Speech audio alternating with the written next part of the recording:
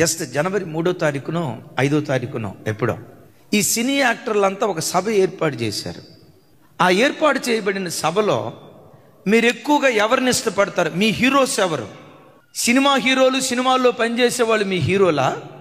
మీ తల్లిదండ్రులు మీ హీరోలా? దేవుడు మీ హీరోనా అని అడిగితే విచిత్రం ఏంటో తెలుసా? సినీ యాక్టర్లే మా హీరోలు అని 13% పెడితే, మా అమ్మే మా నాన్నే మాకు హీరో అని 3% పెడితే, దేవుడు అనే స్థలానికి వచ్చేసరికి 0. ఒక్కళ్ళు కూడా మాకు దేవుడు కావాలని అనలా. 3వ తారీఖు 5వ తారీఖు ఇది జరిగిందంటే 2 రోజులు గడిచాయో లేదో పట్టణం తగలబడింది. పట్టణం తగలబడింది.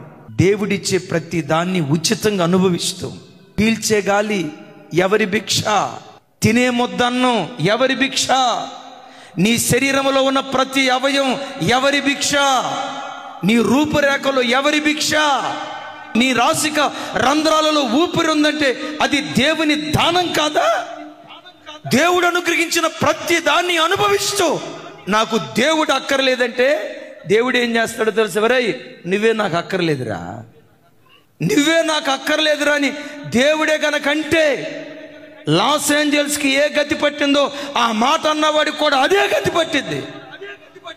ఎప్పుడు నీ బలాన్ని బట్టి